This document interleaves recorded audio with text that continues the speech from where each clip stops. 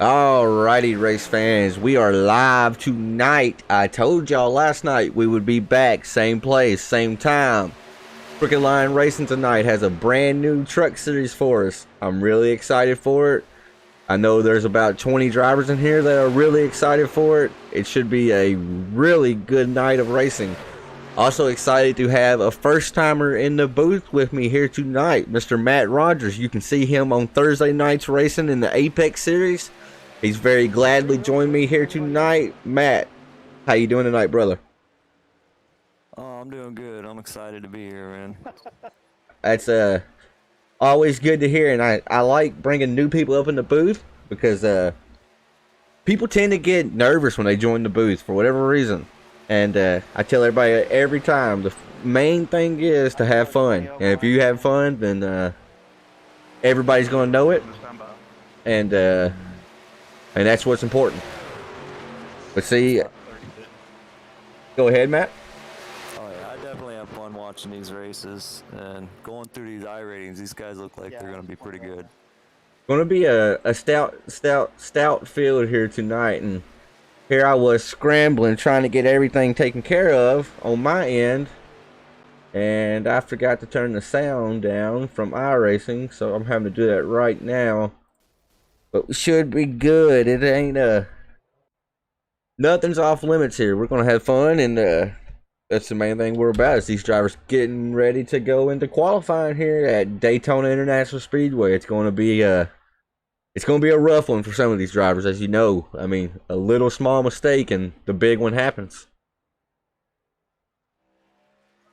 Yeah, we'll probably see a big one happen here. Daytona is pretty notorious for that. We got the 84 of Mr. Matt Hackathorn and the Toyota Tundra here. Going to come out here in his NOS machine.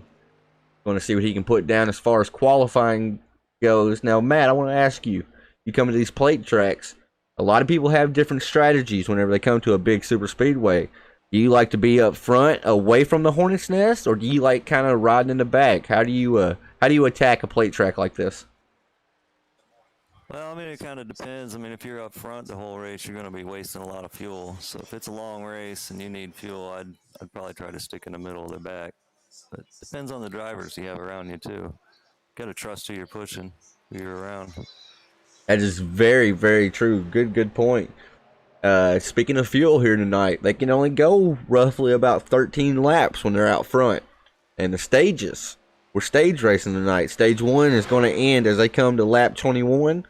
Stage 2 is going to end as they come to lap 41. So that tells you right there, you don't have enough fuel to even make it to the end of the stage. So if you're out front, you're really going to be short. I'm not too sure. Do they throw the caution during the stages on this? Yes, so there's a program we run. When they cross the line, when the leader crosses the line for lap 21, I do believe. It's either going to be 20 or 21, ever how they have it set up. When they cross the line, it waits about 4 seconds, and then it throws the caution. It's supposed to be set up when they come to the line for lap 21, but it's a brand new program we're trying tonight, so it could possibly be lap 20. We're actually going to find out here tonight. We're kind of just winging it as well.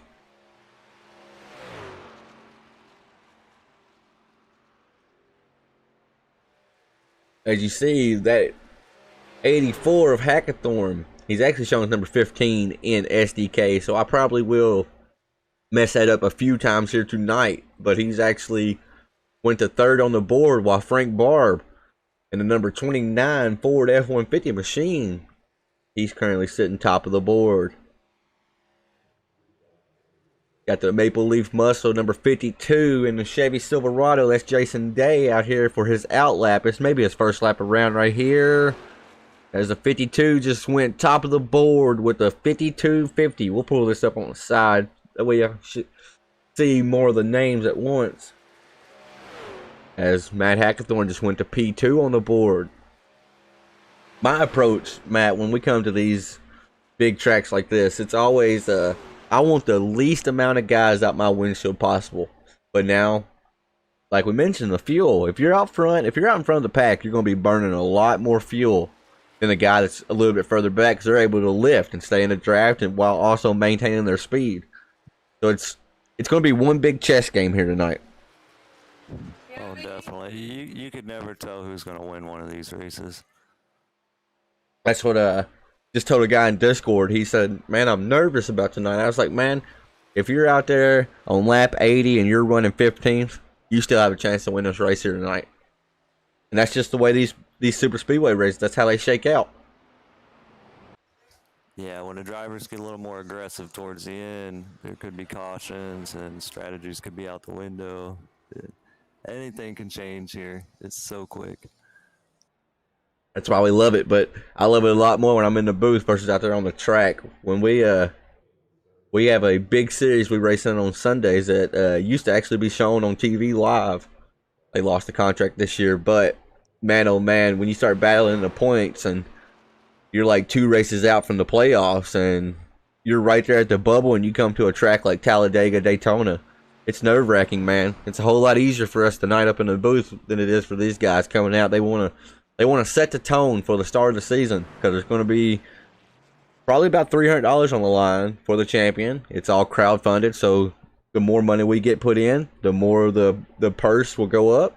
But also, there's a free game or two courtesy of thebuttkicker.com to the series champion. Going to be a 16-race regular season, and then we're going to have a little 4-race shootout for the playoffs. It's going to be interesting to say the least. And we're actually going to pull up the schedule real quick. I want y'all to see as these drivers, before they go to the grid like they're about to do now.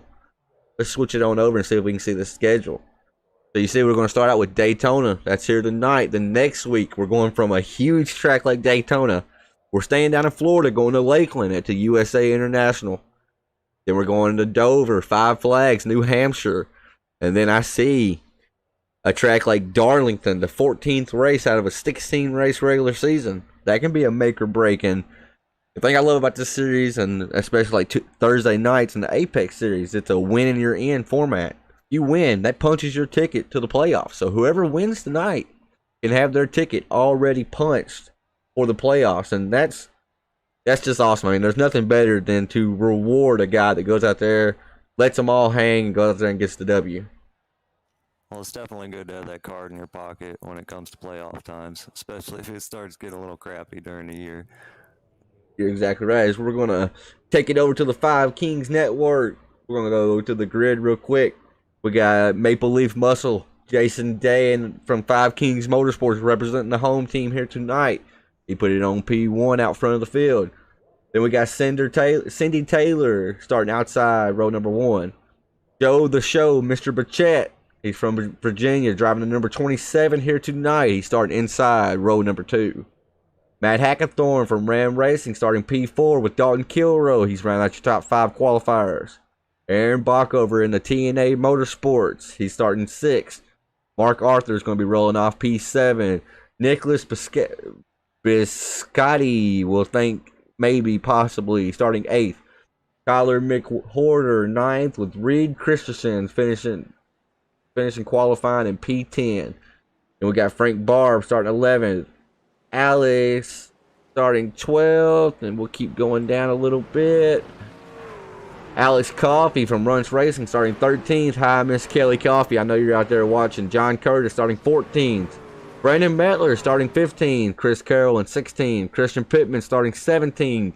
Aiden Young 18th. Daniel Hendrain starting 19th.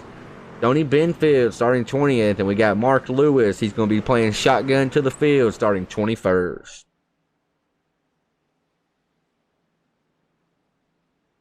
As we're going to see how these drivers are going to approach this. 80 laps at Daytona. It takes about 50 seconds to do a lap. We're going to be here for a while. You don't want to show your cards too early in the race, so you got to play it smart. I had a wise old man once tell me, he said to finish first you got to finish, Matt. So we're going to see how this shakes out for these drivers. Definitely, that's definitely true. Yeah, I'm a little excited seeing these guys coming to the green and see what their strategies are going to be, how it's all going to work out. Yeah, we're going to see that beautiful Chevy Silverado make that hard left-hand turn on the pit road, and then field's going to be in the hands of Mr. Barney Fife Jr. waving the flag.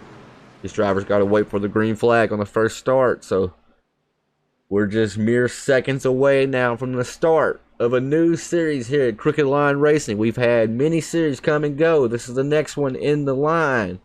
Crooked Line Racing Saturday Night Super Truck Series is now underway with the green flag flying. You got Jason Day out front with Cindy Taylor on the outside. I'm already starting to see there, Matt. Right then, we saw the 44 of Aaron Bockover. He started on the high lane. He was very, very quick to get down low. I think we're going to see drivers. They're going to pick a lane here tonight. Some drivers prefer to be up high at a track like Daytona. Other drivers prefer to be down low, and I think we've just seen Bockover made a choice. He wanted to be down low. Yeah, in my experience driving these tracks, the low line's usually the best line when you just want to ride around, collect laps under your belt. But the high side, you usually tend to slow down a little bit. A little bit longer of a circuit around the track. So when you're down low like that, you're cutting the track a little bit, but that little bit adds up. As you'll see, two trucks to start up. You got a red truck actually got into the wall up there. Now, I will go ahead and apologize to some of these drivers. It's going to take me a few weeks before I learn names and learn paint schemes. So, tonight, it's going to be the roughest it'll be. It'll get nothing but better from here. As you see, Jason Day's out front, but he's got Cindy Taylor making a run on the high side. It looks like that high line's starting to get a little momentum. They're a little bit more organized in the bottom lane right now. Yeah, and I'm not sure who's teammates and who's not out here. I'm not used to these guys either, so...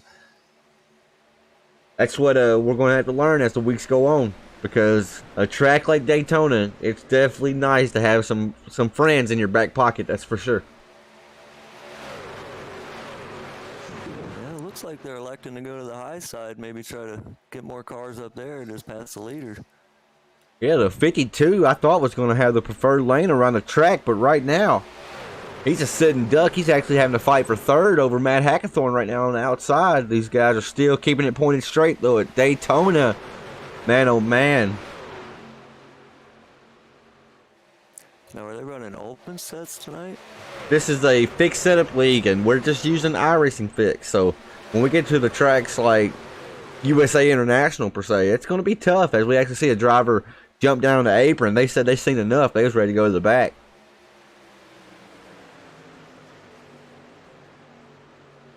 I'm really impressed with how that outside lane not only came and saw, but man, they came and dominated the inside lane.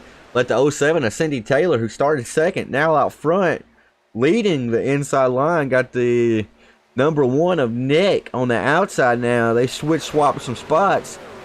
84 still where he started. Matt Hackathorn, he's on the outside in the second row with Jason Day. He started on the pole.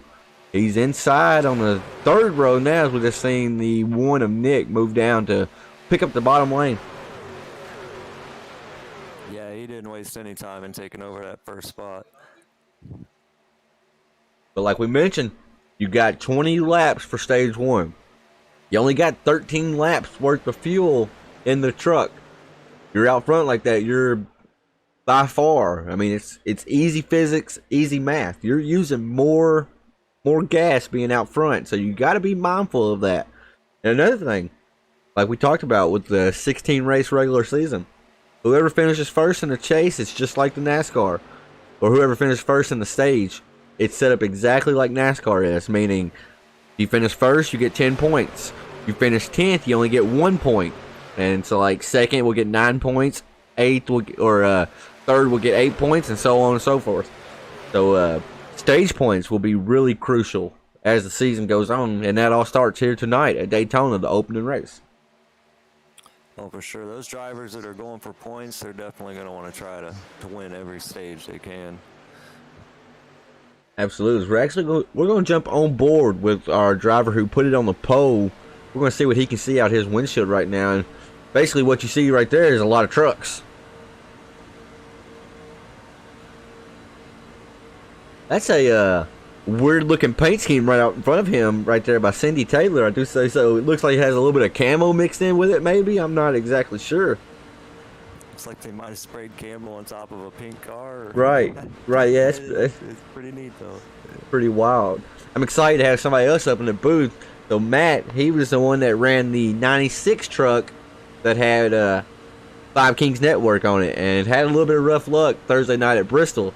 So I know Matt is a fan of having some good looking paint schemes. So when we give the MF Racing Design's best paint scheme of the night. I'm excited to hear who you think when it's time for it, Matt. Oh yeah, I'm definitely gonna have to go through and take a look at these trucks. I see a lot of nice trucks out here already. That's one thing I love about Thursday Night Series, and Jason Raymond says it all the time. He's like, man, we come out here and I just marvel at all these trucks, and it's pretty much just a few people that make them all, right? I know Justin makes his, and he makes a few for some other drivers. Aaron Adcock, I know, makes his own, but y'all pretty much supply the field, don't you? Yeah, I actually do paints myself too. Yeah, a couple of us do paints. Yeah, we pretty much cover the whole league with them. That's what I always say. The painters, they're the unsung heroes of iRacing. They don't get the credit they ever truly deserve. So that's why here on the Five Kings Network, we try to shout out the painters. You see these trucks just flying by at 190 miles per hour. Not a lot of beating and banging right now, though. Everybody's kind of minding their P's and Q's right now. So that's always good to see. That's what I told Matt earlier. So tonight, I am race control. I'm race admin. I'm the league owner, and I'm broadcasting. So I got a lot of worries right now, and I just hope right now that we have a good race, not too many tempers, and no technical difficulties, and that'll be a great night for us. Yeah, that's definitely a lot on your plate. So, yeah, I don't know if you realize when you're in the draft, if you're not a racer on here, just how difficult it is to keep a straight line with these trucks. Right. I mean, it's just like that air that it's pulling you. The draft makes you go faster because of the air, but it's like what he just said, what Matt said. It's like the air kind of yanks you around. That's why you see these trucks, like, they're trying to keep it straight. They want to, the guys on the low line, they want to keep it right there on that yellow line, make the track as small as they can. But that air jerks them around. And when that truck gets to your outside like that, it creates almost like a little vacuum. Yeah, it kind of plays into the strategy of how you race against other trucks. And you don't want to overheat it either, so you want to try to keep a little distance. That's another thing we haven't even touched on yet. When these trucks, like the 30, he's been pushing the 84 for a huge portion of this run, and he's been really close, too. He's a little bit off right now. The 07 is really close to the one truck of Nick. Your oil temp, water temp, they start raising because you got no cool air coming through that radiator getting to the truck's engine. So that's something to be mindful of. As we are now on lap 9, coming to lap 10. I think pit road's going to be busy in just a few laps. And these guys are all being pretty patient right now, and they're just going to coast along and hope for the best at this point. But I'm not seeing any wrecks happening. No, everybody's pretty much minding their business right now. As we go, we're going to go to the back and see what these drivers are doing. I think they're electing to kind of just ride right now. As we see Stony Benfield currently running 21st, got Mark Lewis in the other 84 machine. He's showing his 98 on the side right there in front of him. Aiden Young in the 69, he's currently sitting 19th, and Mark Arthur. I know Mark has some fans out there. I know his mama and his sister watches. He's currently sitting 18, so I see Mark and Dalton. They're not actually teammates on Five Kings Motorsports, but Mark's basically one of us, and I can tell that because him and Dalton, Dalton started in 5th, Mark started in 6th, and they both fell back to 17th and 18th. Probably just didn't like what they were seeing in the start of the race, and they just started to fall back, and they're electing just to run towards the back and going to let it shake out how it shakes out. Yeah, and that's perfectly fine as a driver, to drop back to the back in these long races, because you definitely have a chance to catch back up with the draft, especially if you have teammates out there that are working with you. You're exactly right. And then I know Miss Kelly Coffee, I know you're watching right now. You got John Curtis. He's currently sitting 16th. And then your boy Alex Coffee, he is up to 15th right now. So, yeah, as we see right there, I'm starting to see people start to jump down. You got Mark Lewis coming down, Stony Benfield coming down. So, yeah, that's going to break the ice right there. Now, when's the other drivers going to elect to bring it down pit road and fill that truck up with Sunoco racing fuel? And it looks like it's getting a little racy up front. Yeah, it's go time to get to the pit rows ahead of everybody else. Right, and you're starting to see that outside line. Ooh, that was a ballsy move by the red truck right there. I'm not even sure who that was. I'm trying to figure it out. It was Tyler McCorder right there in the 15. He's showing us a 00 on here. Don't have a number on the side of his truck. Going to speak with him about that. But yeah, you're seeing the guys that are on the high side. They know it's almost time to pit. And you can't pit from the high lane, so you got to get down. Now we see a few trucks electing to come in. Oh, an entire laundry list. Nicholas, Aaron Bockover, Daniel Hendry, Alex Coffey, Joe Burchett, Yeah, Dalton. half the field, Yeah, it's over half the field winning. And I hate pitting with a bunch of people because you never know. It's tough, Matt, to go from 180, 190 miles per hour all the way down to 55, 60 miles per hour. As we actually see the number one truck of Nicholas actually overshot his pit box right then. That's going to cost him. That's going to hurt that driver right there. Well, that's not hard to do. And these trucks are so light in the rear end that they'll slide. You're exactly right.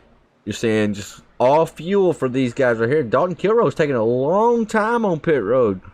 Not sure what's happened with that 41 truck, but he's taking a long time. He's losing the valuable draft. Now we're starting to see the next pack come in. Everybody's trying to sort out where they're going to go, how they're going to enter. Ooh, the 30 was hauling the mail right then on pit road. I think he should have no harm, no foul, no speeding penalty. Let's check. I didn't see anybody speeding. Dalton is still on pit road. Something has happened with that 41 machine. And now he is rolling. We might have to have a word with him in just a second. So now it's going to allow Aaron Bockover, who had the best pit stop out of everybody. Look at the gap he has behind him. But see, that's what when those guys go in with a big pack like that, Matt, you want everybody to kind of stay close together. That way you can come back out on the track and all draft. But look how spread out this entire pack is. You have a few guys that came out together, but a majority of them are single cars, and you're never going to be able to catch the pack in front of you if you're a single car. No, you're a sit and duck at that point. You're waiting for the cars behind you to catch you. Hopefully you can cut down behind them and catch that draft. Got about 6 laps or so before the stage caution here.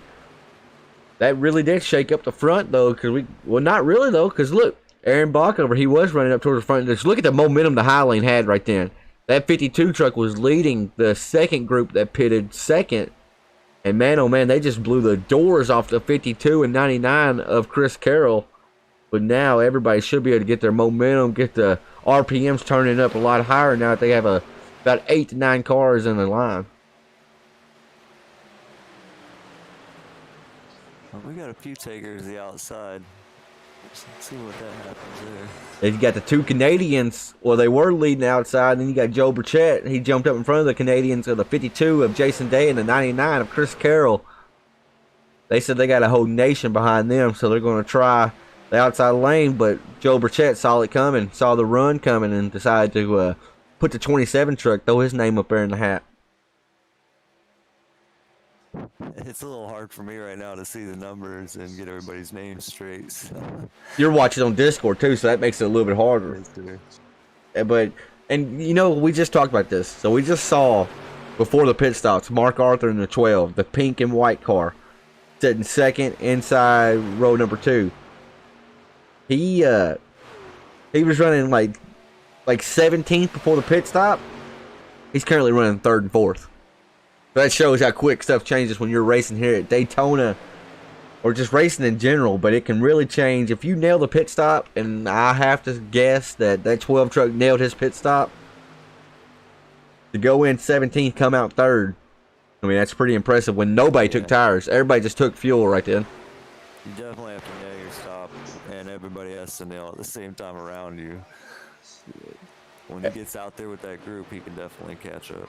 As Dalton Kilroy is actually going to go a lap down here, Matt, and he's a heavy hitter. Dalton is. He's a driver you always got to watch in these long races because he's really smart with tire strategy and fuel strategy. So I'm not exactly sure. As you see, trucks start to really bobble up. That track gets a lot skinnier when a slower truck like that, like we just saw with the 41, they're 3 wide now. That's not going to work, boys. You got to be careful as they get it all sorted out. But yeah, the 41 is now shown as a lap down. He hopes he's the only one that goes a lap down, which he should be the only one. That way he gets the lucky dog at the stage caution. Ooh, I'm seeing the truck start to get a little freaky back there too. I'm not sure who that was. I think it was the 07, I do believe. Yeah, I believe it was. It looked like he might have got the apron a little bit down there. As we're now Across the line, we're at the 18th lap. See the 12 truck, he's not leaving very much daylight in between him and the 44. They're trying to get that inside lane to get the momentum needed. But this is when it gets dicey here. You got drivers that are going to try to aggressively side draft each other because they want to get every stage point they can. And that side draft, you can suck at guy on your inside or outside, wherever you're at. You can actually stop their run with the side draft. It's actually really, really strong in these trucks. And that's what they're trying to do right now. You see the 52 almost lean on the 44's door for a second there. And the 44's going up. They actually touch right then. Yeah, they touched there a little bit. Yeah, you get up next to them, it will take the air off of them, but it will also suck you into it. Exactly. Well. Exactly. As I'm trying to get the right camera here, we'll figure it out eventually, folks, I promise. Just see how close those trucks are actually getting. You see, the 44, it's hard to see because of the ticker. Let's move that real quick. They made contact. But that almost like contact with the wall right there, Matt. That looks to be kind of heavy contact on the right side of that truck. On that 44 truck? Yes, sir. Yeah, it's a little scraped up. That could definitely hurt with the aero. Absolutely. This is a track where aero comes into play something crazy. As we're now coming to lap number 20 right here. Next time around should be the stage caution. It could be right now, actually. We're going to find out here to see when that program's going to throw it. Yeah, I'm not sure if they got a little warm on that high side or they just backed out, but they slowed down quite a bit. They did. They did. And that allowed the 27 to actually, he may have knew it was coming. He pulled down, so it looks like the caution will come at lap 21. So now they are racing not only for the stage win right here, but you got drivers trying to get as much points as they can. You see the 44 actually get a little loose. The 12 gave him a hard shove. The 12's to the inside of the 44 now. 44 is in no man's land with no help out the back. As they're actually catching a pack right there in front of them. They're going to try to put these drivers also a lap down. It's not what Dalton Kilroy wants to see. As Mark goes all the way down to the yellow line, I'm not sure. As now the caution should be thrown in about 2 seconds here. Caution is out on the speedway. That is the end of stage one. It was Joe Burchett brought home the stage win. That's definitely the last time you want to see a lap car is on that lap. Absolutely. Absolutely. Right whenever you're coming to the line too, it gets no worse. That's the worst case scenario. You're trying to go for it, but you're not trying to get wrecked this early. Right, right. But these drivers did a good job avoiding the wreck. They have good awareness in here.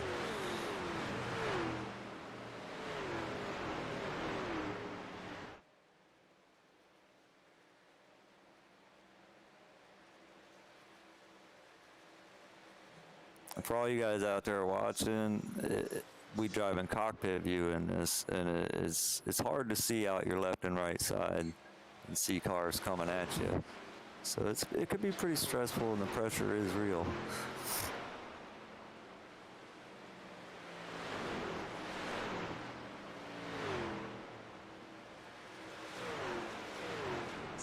I'll wait for these trucks to catch up to the pace car, see if anybody goes in and tops off on fuel.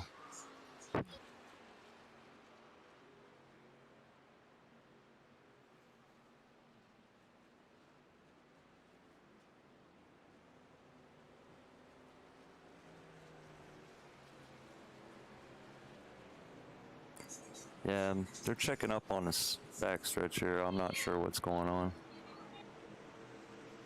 Finally picked up with the pace car here. Possibly, I'm not sure. I got the driver's chat actually muted, so I can't even really hear him. And no, I don't even see a pace car right there in front of him. There. Yeah, there it is. Yeah, there it is. All right. Yeah, I was just saying how it's hard to see out of these cars because they drive in cockpit view. Oh, absolutely. And especially like what we just saw right then, where they're coming to the stage caution. All they can see is the truck in front of them. So there may have been some of them guys that didn't even truly know they were coming up on lap traffic there. And now, Justin, I just saw your message. If you could, let me know if you can hear Matt good now. And also want to thank you all for tuning in. Stage one, that was That was pretty fun.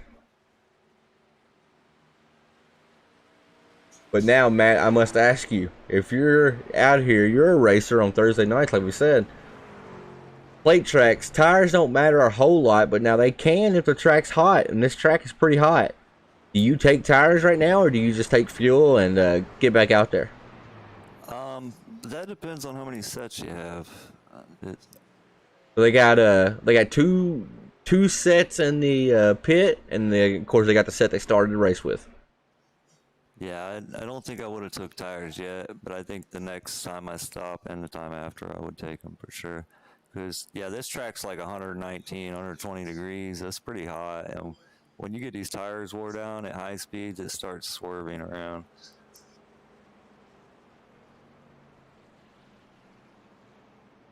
You almost feel like you're trying to drive a high-speed boat.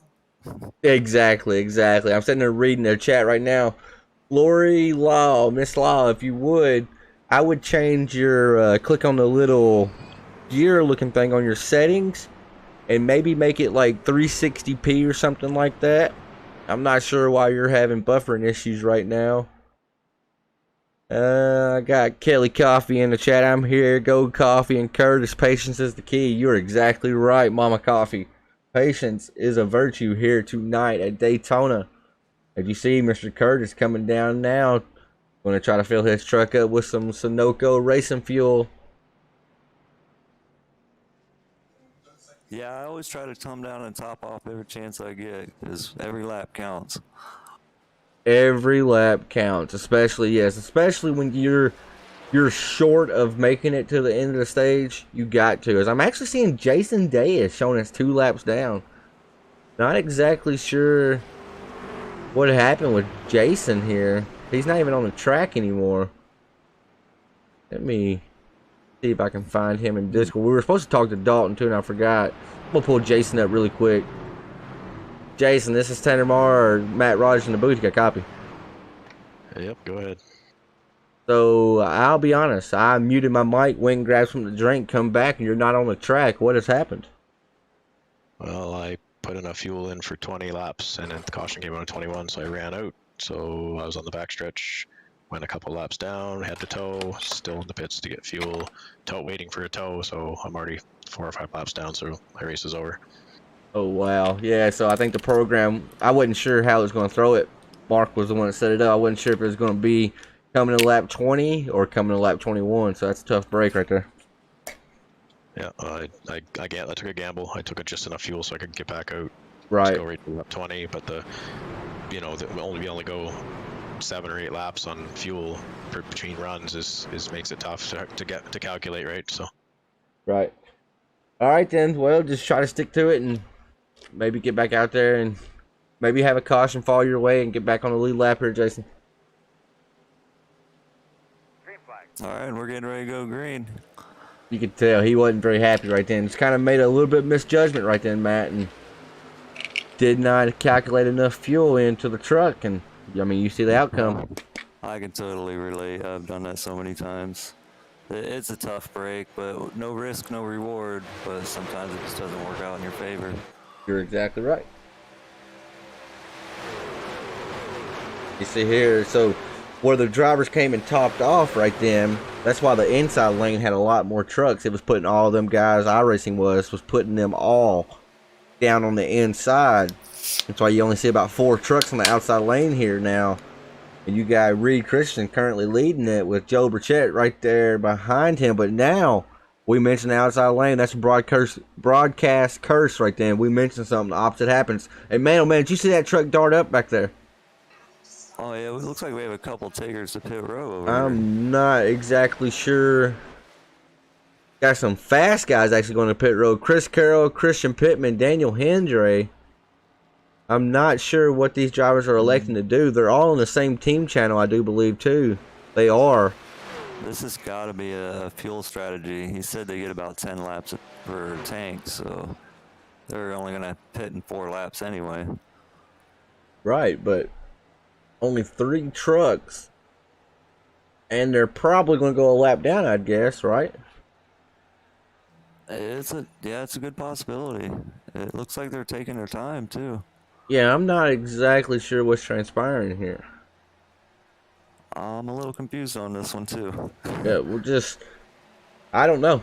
I have no idea. I can pull Christian Pittman up and see. Christian Pittman, Tanner Moore in the booth, you got a copy. Yeah, I got you. So we just noticed Chris Carroll, Daniel, and yourself just went down pit road. What's happened? Well, I guess iRacing just changed their rules or whatever for the system. It used to be when you got a penalty for entering a closed pit, it was just a EOL drop to the rear, so we already knew we were going to be in the rear, so that's what we were hoping for, and I guess it decided that it was going to black flag us. Oh, So I'm not a restricted plate driver, so I didn't know that it would do that, so it sucked, but we'll, I guess, figure it out. alrighty, that's why they're sitting there. Thank you, Christian. Copy.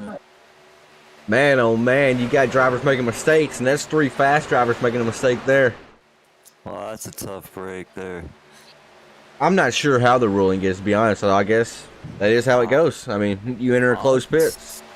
Yeah, honestly, I thought it was an end of the line penalty. That's what I thought it was. That's what I thought it was as well. I heard somebody say there might be a caution. Really? Let me look on I'm not seeing anything. Yeah, I'm not seeing that anybody. SDK, if somebody slows down at all, like they slow down 20 miles per hour difference from what they're normally running, it'll pop up their name in red. But yeah, I'm not seeing nothing either. But man, oh man, you got some action up towards the front. Only 2 people on the outside trying to make it work, though. They're actually doing a pretty good job considering they got about 6 cars on the inside lane.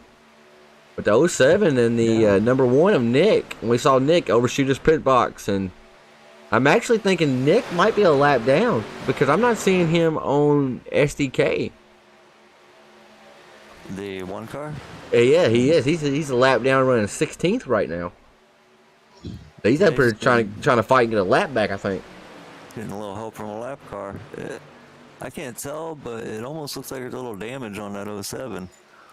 On the tailgate.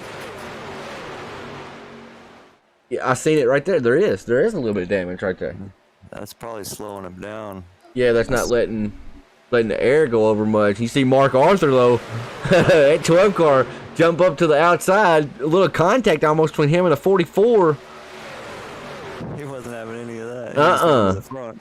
Yeah, that 12 car. I know Lori and can't remember who the other one is that watches. Lori and Constance. Yeah, there's Constance Keith up in the chat rooting for Mark. I know they love to see that white and pink trying to make its way up towards the front. As man, this field has thinned out a lot with mistakes on pit road. I mean, that's shook up his. Oh, we got it. Oh, it's Mark Arthur actually going around. As caution now is out on the speedway, Mark Arthur went for a wild ride. Did get it saved though. I'm not seeing a lot of damage really to that truck either. Oh, never mind. Found it. It's on the back. Yeah, that rear is pretty smashed in. It looked to me like he tried to come down. You see, and SDK is not going to do me any favor right here. Maybe we can take it back this far. We'll watch it from this point on. No, the 44 right here. Yeah, so I think Bockover was bumping him. Oh. We'll go back one more time, folks. We'll try to get it right here.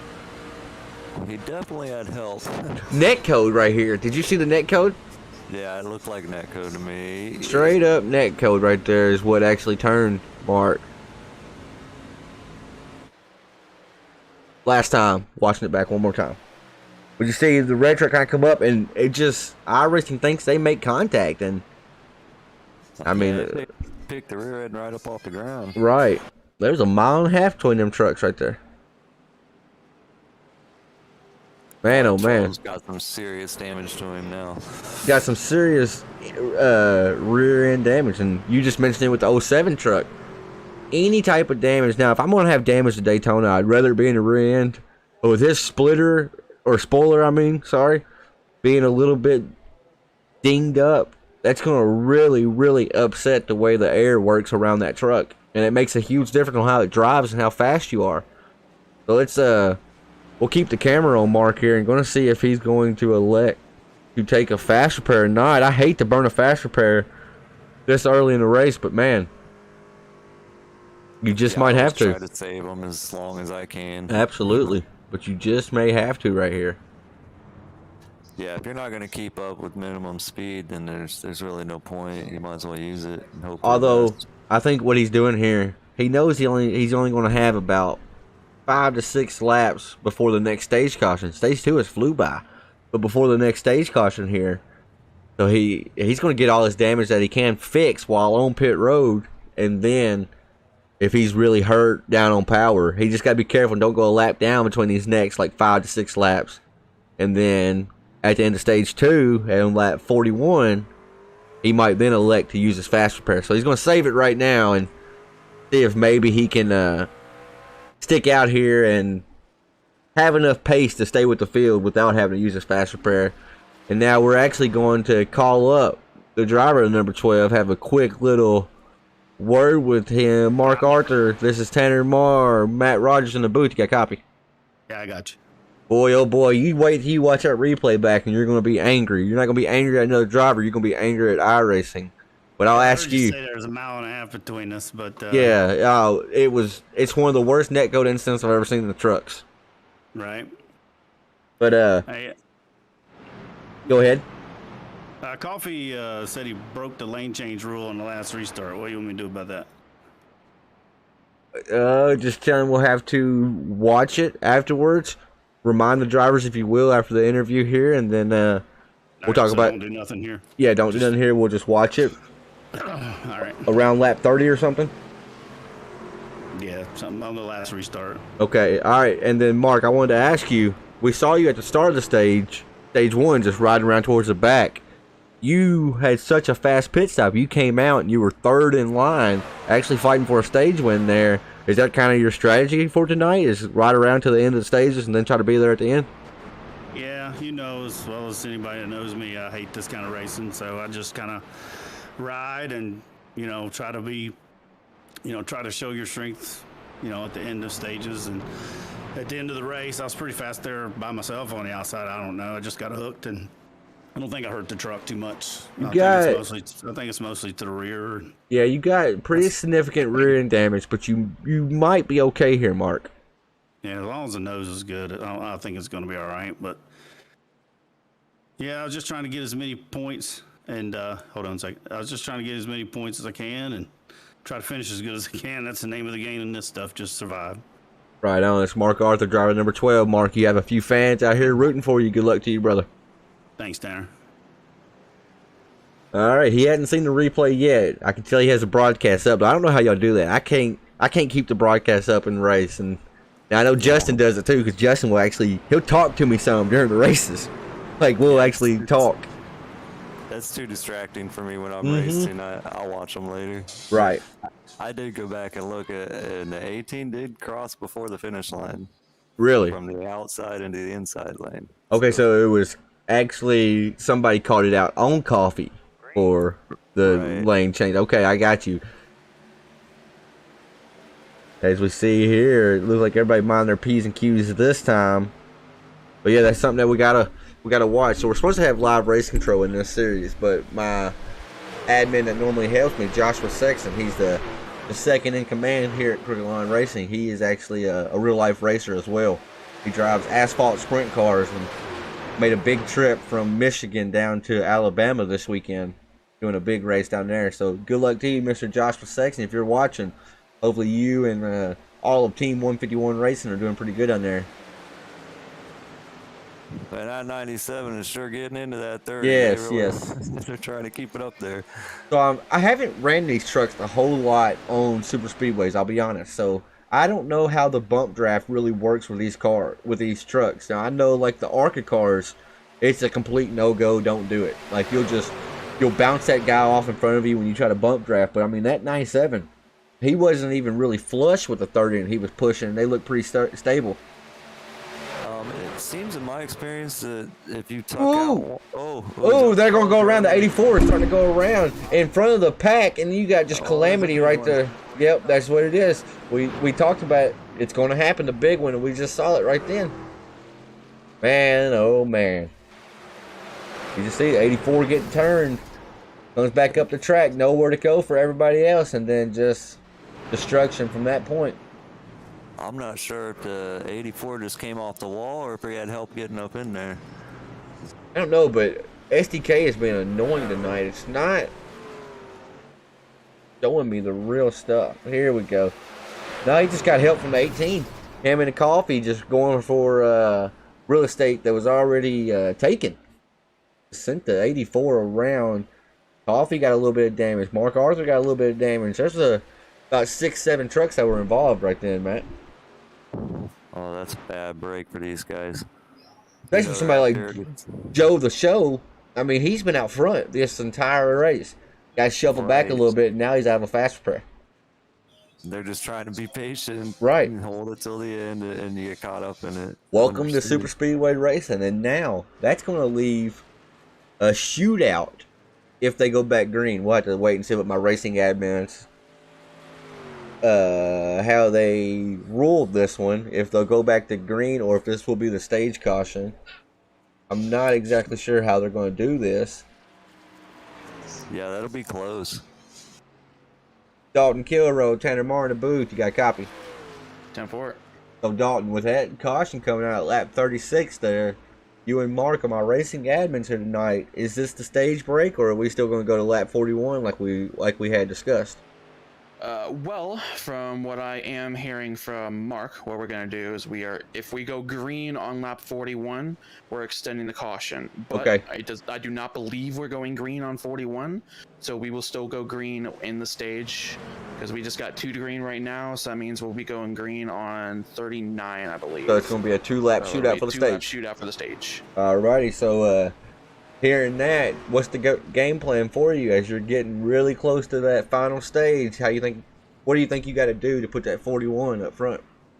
I just gotta make sure I stay with the draft and avoid other people's mistakes, and just keep the car as clean as possible, or truck as clean as possible.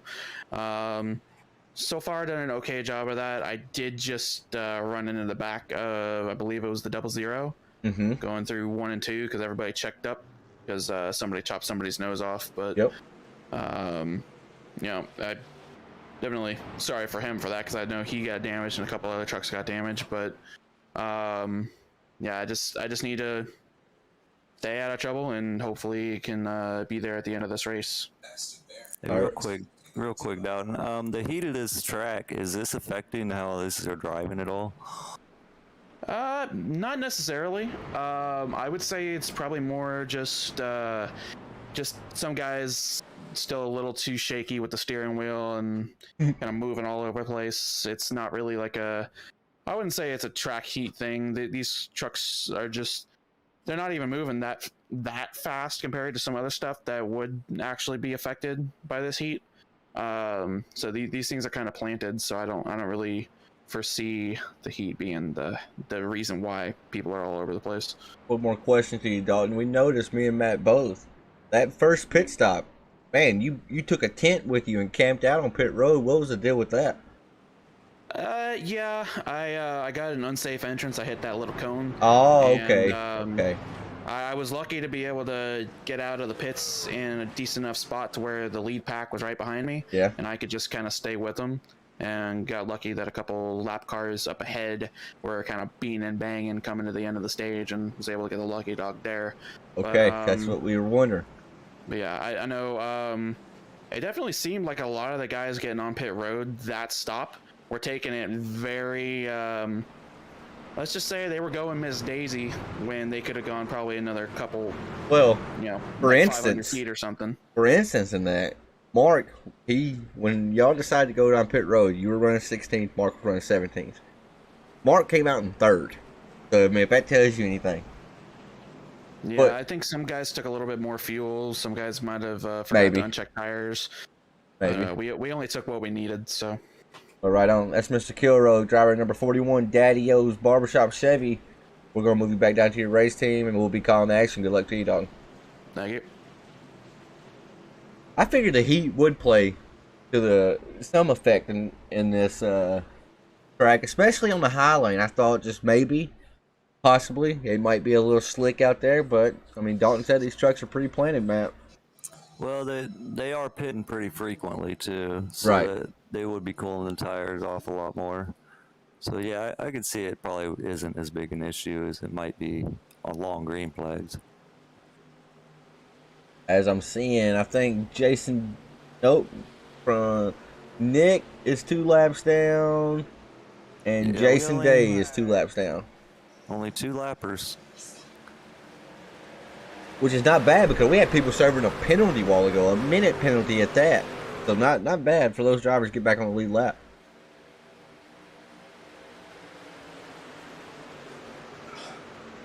I wonder how many of them missed a pit row to do it though. Right. Try to get the way around or whatever.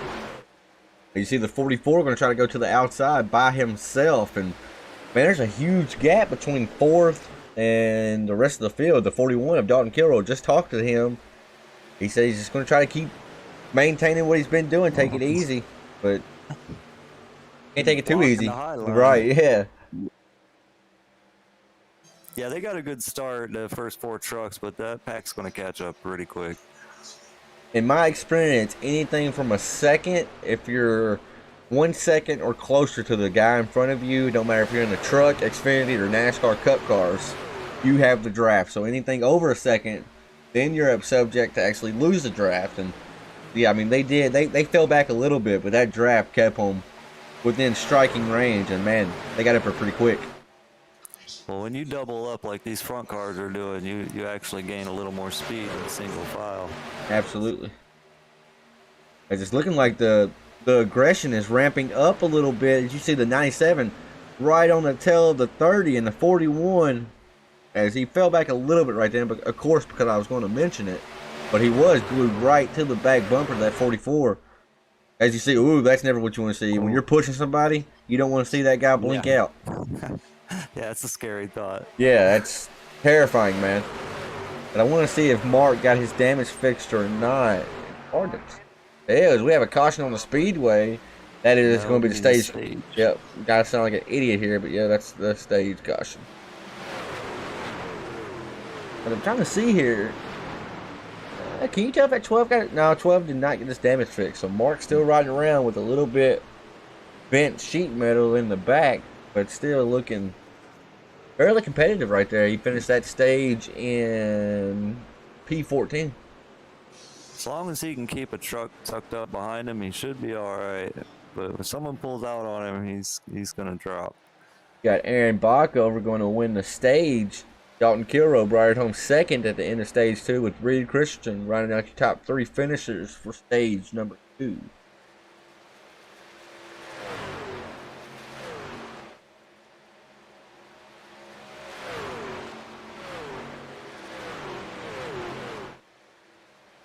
As Sam Bargarden said, Mark's running 13th. Ain't no one going to believe that, I know.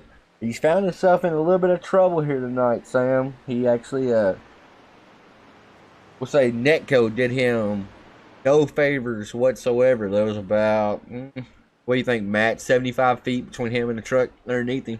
Not really, but still. Yeah, there was quite a bit of room between there. There was maybe 75. Off the ground. Maybe 75 feet, maybe a little bit of an exaggeration, but man, it was some of the worst net cut I've ever seen in the trucks. Now, we do a tour modified short track series on Tuesday nights, Matt, and what was my last name? Like Baumgarten or something like that. Baumgarten. I just call you Samuel. I know that's what you like the most. Or Serby.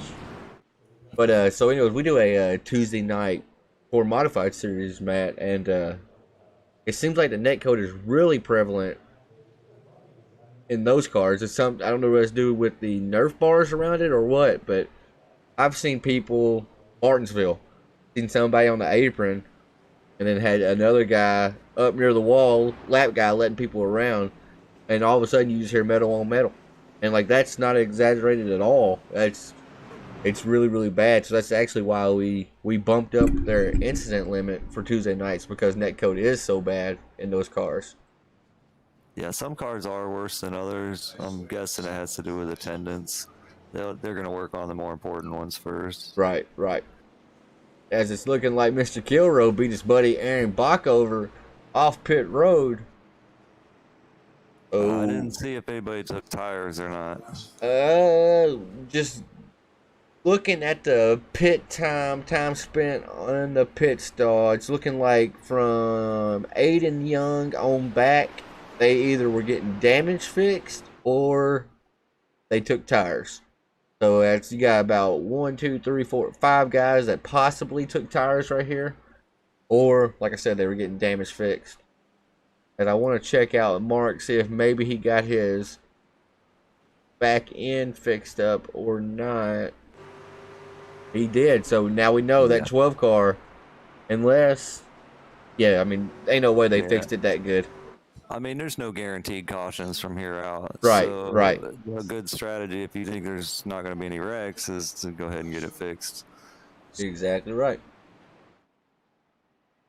Now, Dalton Kilroe, you've seen this Highlane develop. I think the Highlane's actually had more speed for most of the night here tonight. Do you line up on the high side, or do you just say the true way, as it actually looks like he's actually saying he's going to play chess while everybody else is playing checkers? He's going to go top off before the caution is over. So, going to give up the lead, but take some racing fuel on the flip side of it. Oh, definitely. With only 10 laps to tank, that's a real short run. You're going to want to get every lap you can out of these things. Yes, we did 40% fuel, thinking that would be 10 gallons. And apparently the trucks only have 18 gallons. So they're only getting like 7, 8 gallons right now. We got to bump it up. We're probably going to bump it up to 60% fuel. We should have tested it, but we had people that told us no, it'd be 10 gallons. And they were pretty much saying 100% guaranteed they would have like 10 gallons in it. We thought that would be roughly about 18 laps. We wanted it to be close on fuel. That way, like, if you were smart, played your cards right, you could fall back in the pack, save about a lap and a half, and still make it without having to pit at the stage. But that is not the case here tonight. Trial and error, though. We will learn and bump that up a little bit for next week. Yeah, these guys know with as many times as they got to pit, that's a lot more mistakes that can happen. So they're going to be a little more aggressive trying to stay in the front on this one, I think. I mean, it's still a lot of laps left, but it's go time. Like you said, there's no more scripted cautions. Yeah, that high side can work. If you can get enough cars up there to work with you, you can definitely get more momentum out there. As we see, Sam just says, ongoing joke about that 41. All he does is save fuel. So I race with him, like I said, every Sunday night. And I'll have, let's say, 6 gallons left. Me and Dalton will pit on the same lap. We'll be riding right there together. And Dalton will have, like, 7 gallons left. All he does is save fuel. And Sam said that's just him trying to save fuel for tomorrow night's race. And it's probably true. As you see the 30 get a good jump. Not very much on the outside. Everybody decided to top off. They had to go to the inside lane. Going to allow the 30 to 97 to break away from the pack a little bit. But we've already saw Cindy Taylor in that 07. She is going to have their draft. And she's going to be coming fast here. Got the 98 of Mark Lewis right there behind her. And you got Hackathorn on his outside. These drivers going to have to get in line in case to not lose the draft here. As man, oh man, it's a long single file line to the back of the pack. Yeah, you can see how fast they suck up when they catch that draft. It's a pretty substantial boost. But yeah, we got some takers on the high side up there. These are 2 of the 3 that took a penalty a while ago. Chris Carroll in the 99 actually thought he was going to shoot the gap right then at the 07 blinking right there in front of him. But Christian Pittman in the 14, Chris Carroll in the 99, they were penalized together. Both of them fought back. And then the 71 right there of Daniel Hendry also was penalized with those drivers. And they have fought back, got back on the lead lap here. And they are all right on top of each other. Yeah, they're a little broken up at the moment. Not sure if they know where they want to be or if they're just trying to get up front. Well, we saw the 99 take the high side. The run kind of died down. And then he was like, okay, I see a hole. I'm going to go for it. But now, you got the 14 carrying the 5 Kings Network banner on his hood. Going to try to push the 99, the USFirearms.com machine of Chris Carroll. And it's funny because Chris Carroll's actually from Canada. with a USAFirearms.com sponsor. But he's going to try to push that 99 to the front. And man, oh man, that was a huge run for the outside there. And you see, the 97 and 30, they're not very organized. Yes, they are in a line together, as the 99 just left the 14 out to dry right then. But it may actually hurt the 99 here, because it looks like the 14 is going to have the momentum as they drag race down the backstretch 2 by 2. I'm not sure if he's going to have the momentum to get past him. No, he does. He's just not going to pull down. As now it's just going to be a back and forth. They're jockeying for position. Do what now? Once they get up there and they get that hard push, they're going to get hot, and they're all going to back up on the straightaways. I just don't know if I want to be out front with the way the fuel is working out and shaking out here tonight. I want to make it as many laps as I can. Maybe you can stretch out each run just even a lap or two and maybe cut out a pit stop. Especially if, say, a caution was to fall late at the race. That kind of always shakes things up. They're seeing the guys towards the back. Mark is actually in jeopardy to actually lose the draft here. He is currently, he's only about 6/10 back. It looks a little bit bigger to the eye test. I think that 12 might still have a little Yeah, bit he of the does. He grab. does. Yeah, he's just playing it safe for the moment. I think he's seen a lot of movement happening in front of him. He's maybe expecting.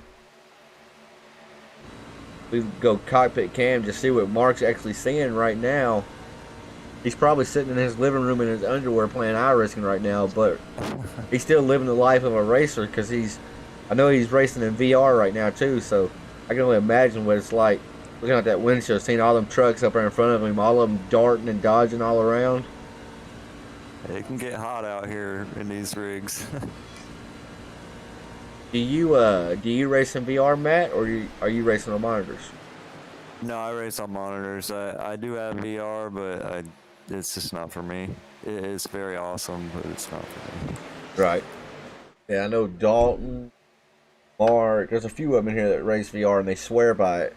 And I've had the one from Steam, like the Valve Index or whatever, in my cart on Steam. It's like $1,000, bro. I've had it on in my cart for like 3 months. Just never pulled the trigger on buying it because of what you just said right there. VR was not for you. And It's definitely a realistic experience. I'll give it that. But some people do get sick from it. Right, and I like the quality that my monitors give me. So I'm on a big ultra wide monitor when I'm racing. Like when I'm broadcasting, I just got triple 27-inch monitors, but when I'm actually out there racing, I'm on an ultra wide, and the quality's so much better. I've heard on the monitors. Now they're not bad on the VR, but I just never made the jump, never tried it. We're seeing here the 99 and the 14, they worked their way up through the field. They restarted. I think they were like 9th and 8th when we took the green flag this time. And they worked their way up to the front, and now they're basically just controlling the race. They got one of them on the inside, one of them on the high side.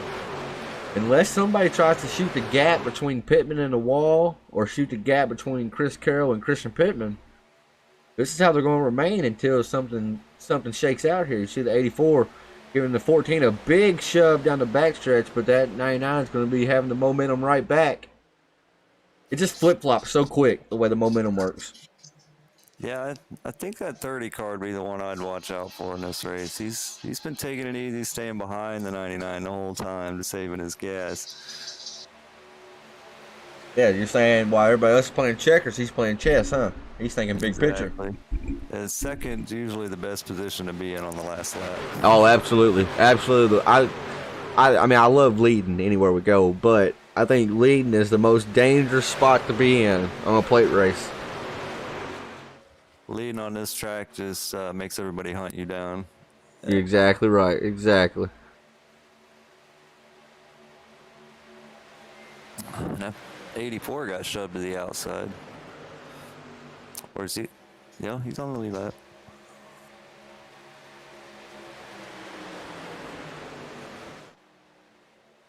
Yeah, we just got swallowed up right then. Matt Hackathorn did. It's still all Chris Carroll, Christian Pittman out front. Got 30 inside row number 2. 71 at Daniel Hendry on the outside row number 2. Going to try to orchestrate some type of move here. And now if you're Christian Pittman or you're the 71 or the 52, you know you can only go about 10 to 13 laps on fuel. It's about time to start trying to find a buddy that's going to let you down on the inside lane, wouldn't you think? Yeah, they're going to be coming in the next couple laps, you'd think.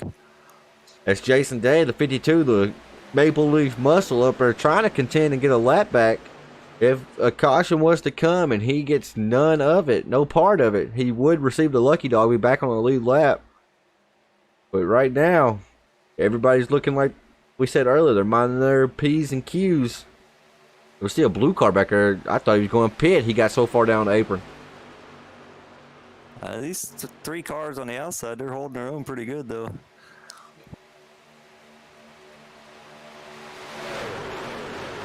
Yeah, pit stops have to be coming around soon. I believe it was lap 48 that they pitted on.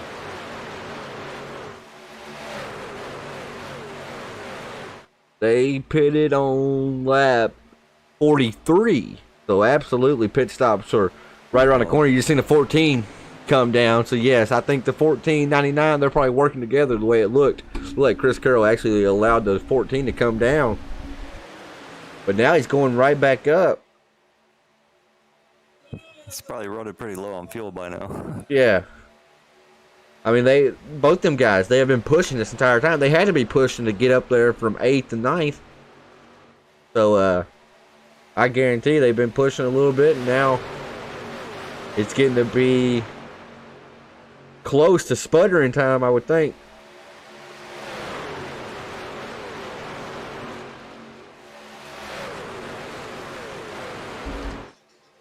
Yeah, they're going to have to be coming down real soon. Those guys on the outside, if they don't come down, they're going to have to go too wide into pit road.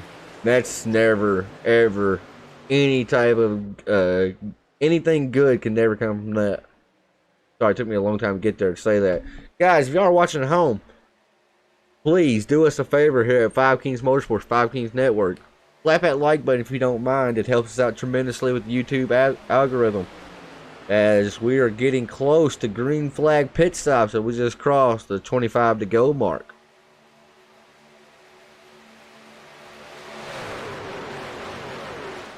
Man, oh man, if one of these drivers, if they can come in the debut race here at Daytona with a playoff system for the season, they'll win and you're in, punches your ticket into the playoffs.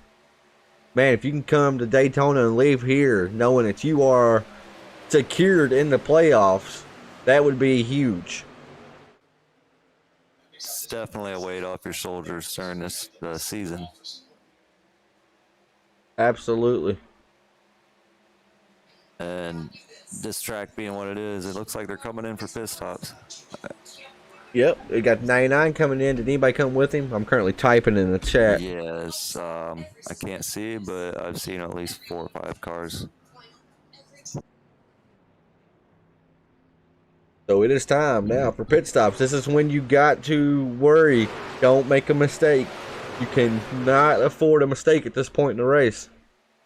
As now I'm expecting this next pack to come down pretty quick. We had about 9 cars pit right then. Yeah, the rest will be pitting this lap. That 30 and that 97 stayed out to gain that extra track advantage. See if they're going to come down. I think they have to this time. Yes, they are. See the 18 of Alex Coffee back there coming down as well. See how this pack makes it on pit road.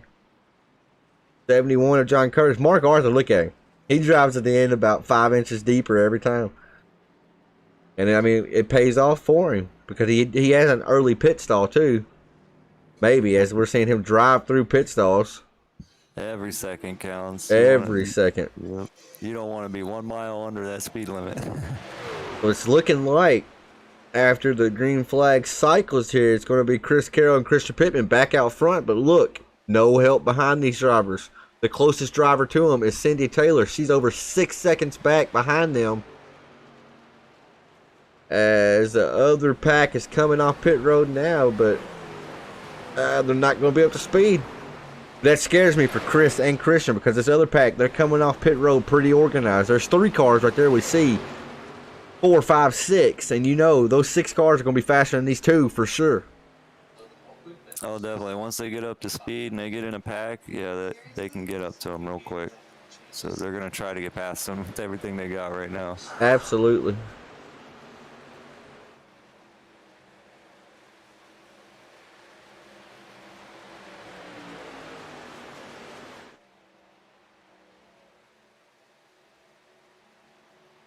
As the 71 is coming back down pit road, so Daniel Hendry must have had a penalty. He's bringing the 71 back down for an unscheduled pit stop. That's basically race ending for that driver right there. Yeah, that's a killer blow right there. I mean, he had one earlier. He fought back from it, but man, oh man, I don't think you can fight back from the second time with only 22 laps to go. As now, look at this. They're organized now. You got Chris Carroll out front, Christian Pittman second, Reed in third, Isaac in fourth. Dalton Kilroy in the 41 is currently running fifth. Alex Coffey in the 18. He's running sixth, trying to get around the 41. He had the momentum to jump to the outside, but I think the momentum's going to die as soon as he gets out there, and he might go from running 6th to 9th. But no, he actually gets in front of the 41 there.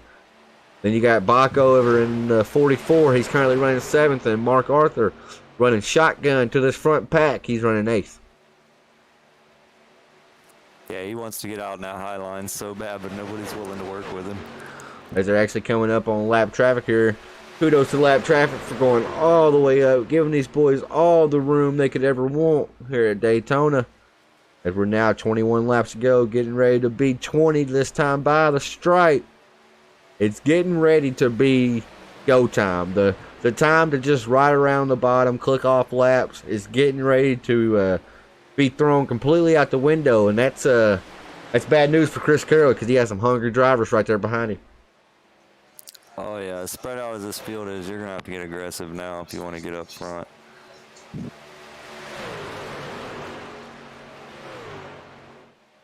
And as a driver, a broadcaster, commentator, you have to wonder, is there going to be a late race caution, or will this go green? We went the entire first stage without seeing a caution, had a caution in stage 2. I can't remember if we had a caution after stage 2 or not, but we went that entire first stage, 20-something laps, without a caution. We got 20 to go now.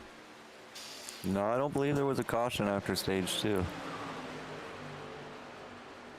You see the 14, he's pushed the 99 out just a little bit. They have opened up a little bit of a gap between them and the 30, but that's going to allow the 30 car to get a big run as they're coming up on lap traffic out in front of Chris Carroll. If he looks out his windshield, he has Daniel Hendry in the 71. Daniel's still on the lead lap. He may be able to stay on the lead lap if these drivers don't shotgun around him, but it looks like they are shaking and baking like Ricky Bobby on around that 71 truck. Yeah, he's going to have to cut right up behind that, I believe the 12 car. He's going to have to cut right up behind there to get that draft, or he's just going to be hung out to dry. And he's now shown as the first car a lap down on the speedway, so if a caution was to fall, as long as he can escape it and not be part of it, he would actually get the lucky dog, and that could change his entire race. It is still all the 14 and the 99 out front. When's the right time to make a move? Do you wait till the last lap? Do you go when there's only 2 or 3 laps to go? Me personally, I like going when there's about 2 laps to go, because if you wait till that last lap, you may jump up there and have all the momentum in the world as you come to the white flag. But like we saw with the 18, if nobody goes with you, you're a sitting duck. That momentum will only take you so far. Now, he did clear the 41, but I think the 41 of Dalton Kilroy actually cut Alex Coffey a break, let him come back down. There ain't going to be no brakes when there's under 10 to go. I mean, the brakes are gone then. The give and take's gone. They see a big jumbo jet taking off in the background there. That was pretty cool. But look, Alex Coffey's actually making a little bit of headroom up here. Yeah, those are tough decisions to make. Like, when do I make a move? When do I go? I mean, that's what makes a driver a driver. Exactly. You just got to be aware of your surroundings, what's going on around you. Like Mark said in the interview earlier, he said he wasn't a fan of this type of racing, and I'll be quite honest. I hate super speedway racing. I hate being in it. Daytona 500, I'll watch pieces of it, but I'm not a fan of it either. I mean, Michael McDowell went out there and won it in equipment that can hardly keep up most weeks, you know. So, not a huge fan of super speedway racing, but as a fan, though, I mean, it's pretty exciting because you do know that no matter what, anybody within this top 8 right here, they have a chance to win it right here. If it stays the way it is right now, they still have a chance to win it. It can get exciting real quick at these tracks. Exactly. I mean, it don't matter if you're 8th coming to the white flag, you still have a chance to win it. And that's just, you can't say that for any other track, really. It gets stressful. By the end of the race, you're under pressure, you're tired, you make bad decisions. It can be tough out there. Sam said, is Mark running a We Connect car? He is running a Cancer Awareness We Care car. As we'll see if we can pull it up. With it being October, let's see if we can get a chase cam on this. Maybe give you a good view of it there, Mr. Samuel. We drive for care. Oh, Mark Arthur sitting there. I think he's still just biding his time. When's it going to be go time? Yeah, he's kind of in a tough spot because if he tries to go high and there's nobody up there, he can't really go anywhere. Right. His fate is pretty much determined by what the guys around him do. With him being at the very end of the line. Now, he can jump up there and see if another guy's going to come, and he has the luxury to do that without knowing somebody's going to take his spot because there's nobody there to take his spot. But if he just jumped up there by himself, and I mean, we did see Coffee get up there and gain a spot, and Coffee actually got up there to the 97, but had to fall back in front of the 41 here without help. I mean, you can't really make it work. Really, the only way you're going to take his spot is to try to dive inside and push him up. Right, and that's dangerous. I mean, that's Russian roulette, really. Right, that's aggressive, and it could end bad for both of you. But if they should start fanning out here soon, and that's when you'd want to make your move.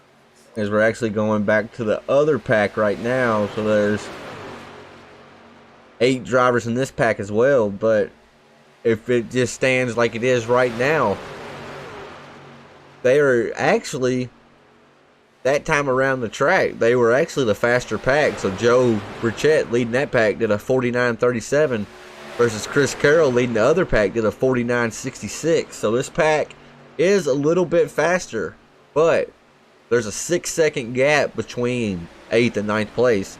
But they are catching them. They were a few tenths faster that time around. And right now, when I started watching the gap, it was 6.88. Now it's 6.5. So, I mean, they are catching them, but I just don't think there's enough time to catch them at that pace. They need to pick it up a little bit and stay nose to tail with no gaps between them. But I'm starting to see trucks start to really dodge around now. Yeah, I'm not sure if that's just everybody trying to tuck up or if maybe their tires are wearing down. But yeah, this last group's got to be more aggressive or they're just not going to catch them. Right. I mean, they got to stay pretty much glued to that driver's bumper in front of you. But also, don't forget, guys, they're only going about 10 or 13 laps. So we got 13 to go. These drivers don't have enough fuel to make it, I don't think. I think they're going to pit again. They last pitted on lap 56 and 57. So, I mean, yeah, that's 23 laps from the time they pit to the time the checker flag's going to fly. So they can't make it. So they're going to have to make one more green flag stop unless there was a caution to fall. Yeah, about 2 to 3 to go. They're going to run out. Yeah, I just heard they're starting to pit. I love having somebody else up in the booth with me because they can have the voice turned on and they can hear what they're saying. So, yeah, drivers are already starting to communicate with other drivers that they're getting ready to go down pit road. And now we said a while ago, and we're going to say it again, except it's more important now. Now you definitely can't make a mistake. Yep, the leaders are coming down. Yep, and you see a big pack. Now, there's a few of them that elected to stay out.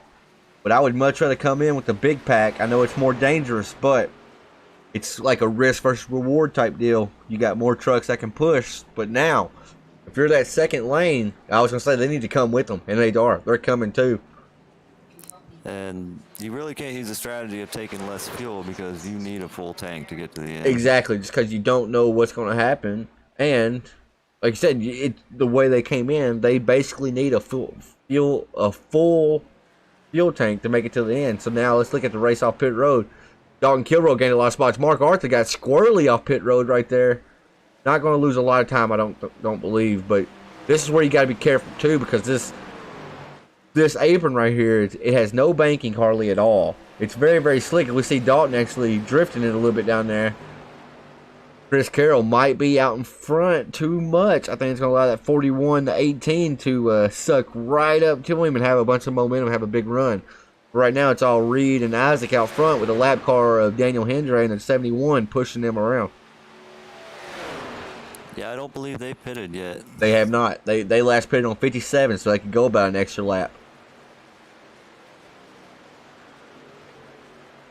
Let's see how these guys are organized. You got Aaron Bach over in the 44 on the outside. Got the 14 of Christian Pittman pushing him as we're coming to the BAM Racing videos. 10 to go. Man, oh man. As Mark Arthur, he's trying to get the draft needed to get back up there. I think he's going to be okay. He shouldn't be too far back. He's about 7/10 back off Christian Pittman right there in front of him.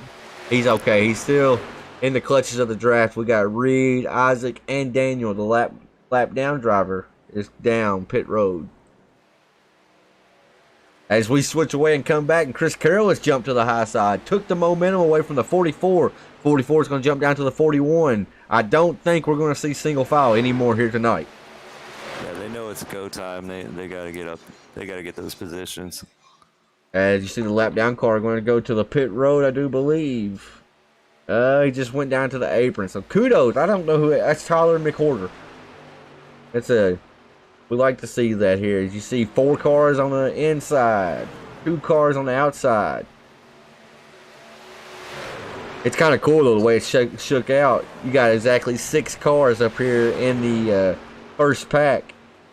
And you know, I was thinking maybe the second pack, we saw them actually pit with the lead pack. I was hoping maybe somebody could fill the gap in, you know, as they came down pit road. But nah, I mean, everybody that's in the front pack is still there. And now you see Reed, he took an extra lap to pit, but he actually cycled out with the leader, so he's still sitting okay. He's sitting 7th and has the draft. As Isaac's bringing it back down pit road, we just said you can't afford a mistake this late in the race. And oh, no. I guess that driver had a speeding penalty. Yeah, that'd definitely kill your race at 8 to go. Man, we look away and come back, and it's always a big difference. When we left, there was 4 cars on the bottom. Outside lane didn't have no momentum. We came back, there was 5 cars up top, and now they've already jumped back down. But you can't even blink right now or you'll miss it. Yeah, things happen fast here. And this is when the late race cautions happen. People start getting aggressive with the pushing, and they try to get as much of a run as they can, and they just drill that truck in front of them, and they can just shoot that truck off like a lawn dart at that point. Yeah, the top 8 cars are bumper to bumper. I mean, this could be anything when it comes down to go time. I mean, you could throw a blanket over them and lose them all right now. As let me know in the chat, folks. Got quite a bit of y'all watching. If you could, slap that like button for this action here. We're 7 to go at Daytona for the Super Truck Series Saturday night. It's the season opener here at Daytona. And man, oh man, it's getting ready to get exciting here. If you're not excited yet, you're going to be standing up here in just a minute. As we're 7 laps to go, going to be 6 laps to go this time around the stripe. And they know if we don't have a caution, it's going to come down to these 8 drivers right here. I mean, any one of these drivers is in the prime position except the 71. So the 71 of Daniel Hendry has actually shown a lap down. Had a mistake on pit road with about 20-something to go, and has put himself in a good position for if the caution does come out. But if it does not come out, then he's pretty much finishing with the leaders, but not going to take the finishing position with the leaders. if you're out there right now, if you're one of these drivers, Matt, which lane do you want to be in? If you're sitting here watching, you have the bird's eye view. Which lane would you prefer right now? Honestly, I'd rather be in the inside lane because if a wreck does happen, you have more room to get out of the way. That's me. That's me. At these plate tracks, I would much rather be down low because if you're up high, you have a wall to your outside and you have a wall of cars to your inside. You don't have a whole lot of options on where to go. No, the last thing you want is damage this late in the race. Absolutely. I mean, you are absolutely correct. And Matt, we're now 5 to go here. Your first time ever in the booth. I hope you enjoyed it. Oh yeah, I definitely enjoyed it. I might not have sounded excited, but I'm excited. You done a good job here tonight, buddy, for your first night in the booth, and now to be the first night ever in the booth at a super speedway. I mean, let's just face it, these races until the very end, they're not typically very exciting. These are the hardest races to call, this and road racing, and you've done a fantastic job here tonight. Hey, thanks, man. Here you We see, got a lot of switching around. yeah, going a on. big shakeup right there. Christian Pittman kind of got shuffled back right then. Went from leading the outside lane to now running third on the inside lane. As we're now 4 to go, folks. 44 has the advantage out front right now. Got the 99 to his inside of Chris Carroll with the 18 of Alex Coffey. And I've just noticed that 12 car, I don't know if he's trying to shotgun the field. Just kind of, I think he's just trying to stay back off the field. Oh, there they go. Oh, there they it go. is. Oh, and it's the leaders. We got the leaders going And around. Mark made it through there. Oh my goodness. This changes everything. As it went way back here with these guys. Hold on, let's see what. Oh, there was another wreck on the speedway. There was 2 wrecks at the same time. Those guys' name, Isaac and Dalton's name are side by side on the SDK. So let's see what happened with Dalton here. Oh, Alex Coffey just kind of jumped up from the low line a little bit and collected the 41.99 and some others. But I want to jump on board with Mr. Arthur right here as he somehow escaped through, just looking for a hole, looking for the hole, looking for the hole. Whoa! That's the break he was waiting for. Exactly. That's I why was- he stayed in the back. I was just talking about it too. I was like, Marcus actually just rode back here about a second off the pack. When did they last pit? They last pitted on 69. So, man. They might have enough fuel. Check this out. The way the caution fell. The 14 was actually involved in the caution. Didn't get a lot of damage, but was involved. But the way the caution fell, and because he kept his speed, he actually came out the leader. Or it's showing him as the leader right now in SDK. I'm seeing some front end damage on that 14. Yep, there is. He went for a pretty good ride. Yeah, he got some damage right there. But somehow came out with the lead. Man, if the 71, I'm not sure if he made it through. He must not made it through without any contact. It looked like he's about to pit. If he was a lucky dog, he wouldn't be able to pit. He might still have his fast repair. I was hoping maybe Daniel Hendra in 71 got the lucky dog, but I do not believe so. As Jason Day might actually be the one to get it. Unless Daniel just took the wave around, which he very well could have. And no, Mark Arthur stayed out. Jason Day got the lucky dog. So Jason's going to be on the lead lap, starting at the tail end of the field. Mark has stayed out. He's keeping the lead.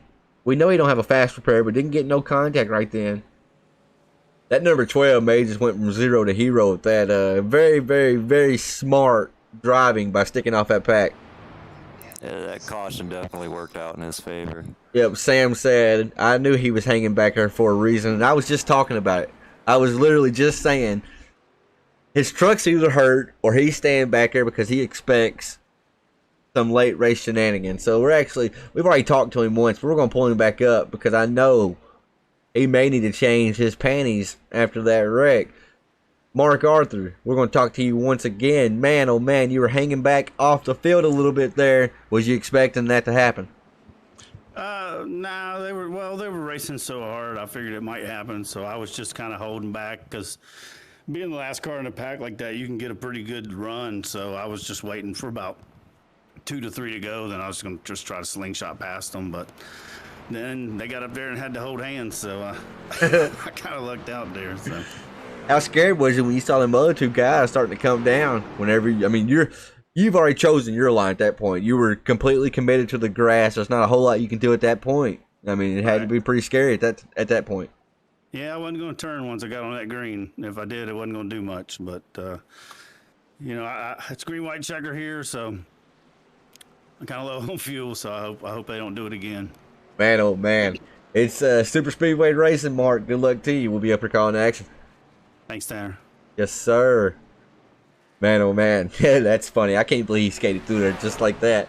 And like you said, though, I mean, he was fully committed. He knew once he got on the grass, there's no turning then. You can jerk that wheel 90 degrees to the right, 90 degrees to the left, and she's pretty much going to go straight. There's no traction, no grip down there. And no, then it's like driving on ice. Right, exactly. And then, but the iRacing gods took care of him. iRacing gods took care of a lot of people right there. We saw the 14 of Christian Pittman be involved. 99 get involved, the 41 of Dalton Kilroe get involved, and luckily they've had clean enough races where they still had a fast repair in their pocket. Christian Pittman gets involved, had significant front end damage, got his front end fixed, and he's coming out inside row number 2. And you heard Mark say he didn't have a lot of fuel left, so now it's really, really interesting. A lot of storylines to watch here for this green white checker. Yeah, if another caution comes out, they're going to have to pit. The ones that just pitted might be okay. They can shut the car off and cycle it enough to make it, I think. I wouldn't want to lose track position. If I'm right there, barely to the good, if another caution comes out, I'm staying out. But now, definitely. If I'm somebody like Mark, Mark plainly just told us, I'm really close on fuel. I hope they don't do it again. I'd be turning my engine off every chance I had Right now. And you can turn your engine off too with an FB Sim Racing button box. Mention 5 Kings Motorsports, get you $20 off your order. That's FB Sim Racing Custom Button Box on Facebook. And now, the green flag is out. The 12, he is the lead car. Doesn't get a huge jump, but he didn't need a huge jump. The 30 actually got a better restart. He either timed it better or he jumped it and he cut down in front of the 12. We got a new leader out front. Got the 98 of Mark Lewis to the outside, leading the outside lane. We went from having an 8-car race to having a 16-car race now, as we're 2 laps to go here for the season opener of the Saturday night Super Truck Series. If I'm that 12 car, I'd be all over the bumper of that 30. Absolutely. Absolutely. You see the outside lane actually getting a whole lot of momentum right now. Mark Lewis actually took his machine of the 98 down. The Toyota Tundra is leading in front of the Chevy. You got Joe the Show. He's had a roller coaster of a race. Led some laps. Got shuffled back. You see the 99. It didn't take long. 1 lap to go. White flag's in the hand of Barney Fife Jr. He's waving it, and these drivers are 3 wide. Oh, my goodness. If they wreck now, it ain't going to matter. It's not going to end it. You see the 12 cars going around. There's a lot of cars going around. It's all Mark Lewis out front, though. It don't matter. They can line them up and they can all die on the track. No cautions coming out now. Man, oh man, you got the 99 being pushed by the 14. The 41's got the 44 behind him on the outside lane. But man, this is when the pushing gets really hard. You got to be careful with the pushes. You see the 14 shoving the 99 out, but it's all the 98 with the most momentum. Mark Lewis just might win this race if he can bring it back around cleanly out of turn 4. The 14's trying to shove the 99 up there, trying to get him up there. Mark Lewis goes high. He throws a bad block. He's getting turned. It's the 14 of Christian Pittman coming to the line. Going to secure his ticket into the playoffs. Christian Pittman waited to the last second to lead the most important lap. Daniel Hendren went from a lap down before that last caution on a green-white checker, drove it up to second place. My head's about to explode. My, oh my. So many position changes on that last lap. My gosh, dude.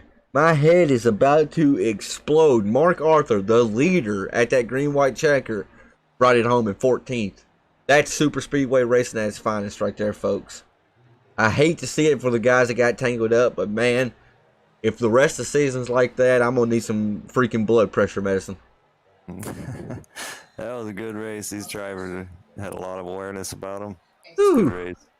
All right, we didn't even get to talk about this before, Matt, but typically how we do the interviews, I will allow you to interview third and second place, and I'll talk to the winner if that's good with you. I will Yeah, move I'll them. try. I'll move them up here for you so you can have a word with him. You actually now got the driver number 99, USAFirearms.com, Chris Carroll in the booth. 10-4, I get a copy. Yes, sir. Third place finish. How's that feel for you? Hey, man, I will take a third place at Daytona. It's real good for points. I wound up upside down, probably in real life dead, but yeah, any top 5 here I'll take. I mean, I don't race this place to win. I race this place The finish. for points. So that's a good start to the season. I'll take it. Yeah, it's definitely a good finish. Where did you start out at? I didn't qualify. I have no idea. I was way back there, but I'll Chris, see you all the way goes from the back. on, move your way up, and be there at the end. Right? That's the plan. Chris, it's actually showing me you started in 16th, and There you go. so your approach to super speedway race is just like me. I just try to get out here, and if I can escape with some points, I'm good with that. And I mean, you had a dominant car for most of the race. You were leading the inside lane. I think you and Christian Pittman were working together. Y'all both had a penalty earlier, and to fight back and bring it home in third, that's pretty impressive, Chris. Yeah, Pittman helped me out a lot there. We had an issue in the race, the other night, and we talked it out like men, and we decided that we'd work together here and put it aside. And I appreciate his help there. He did me real good. I appreciate what he did there.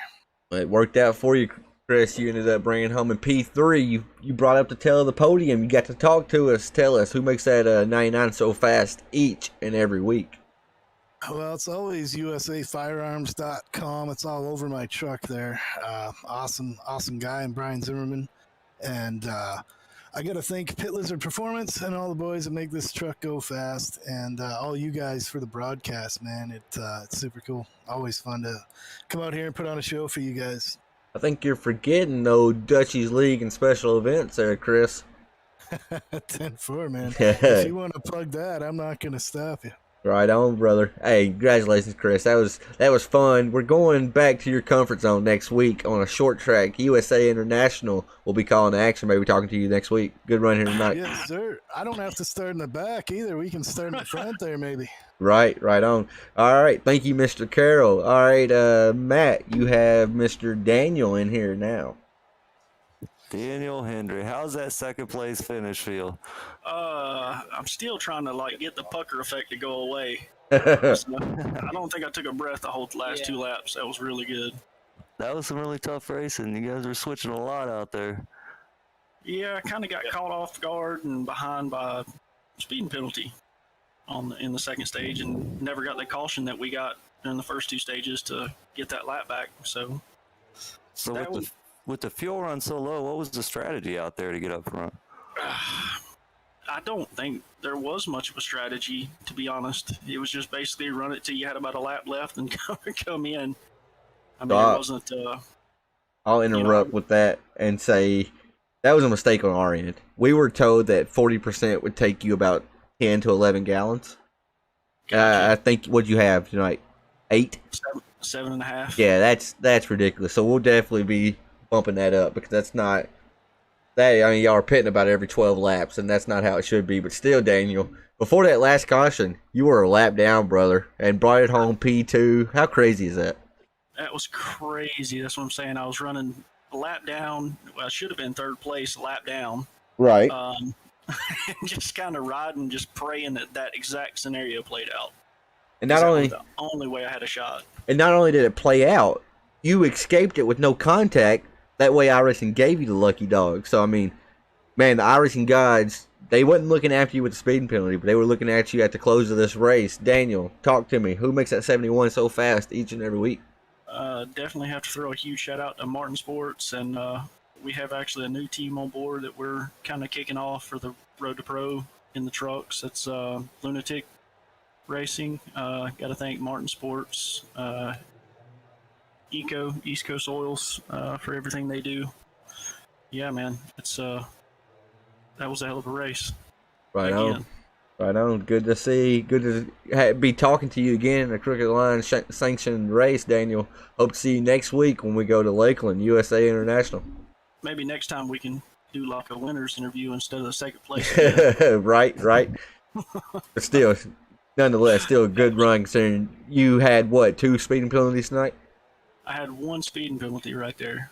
Okay, And that caught me a lap down. We had no cautions there at the end of the race. Right, So, right. And still brought home a second place finish, so I mean, that's pretty impressive. Like I say, it was pucker up, hold her down, and let her eat, and that was about it. Right on. That's Daniel Hendry, driver number 71, brought it home second. Congratulations, man. We'll be talking to you next week, Daniel. Appreciate it. Thank you, guys. Alrighty, and then there was one, the number 14. He was pushing. I mean, he pushed a lot of trucks here tonight. You did not really see him out front until him and Chris Carroll were controlling the inside. Chris was, and then on the outside, Christian was. Christian Pittman, Tanner Marr, Matt Rogers on the 5 Kings Net Worth booth. You got a copy? Yeah, I got you guys. So, Christian, I know you are more of a short track racer. I mean, that's what 5 Kings Motorsports is what we built ourselves on. And so I know coming into a track like Daytona, it's probably not your favorite cup of tea, but to walk away with the win, not only a win, you punched your ticket into the playoffs. How excited are you right now? I'm really excited.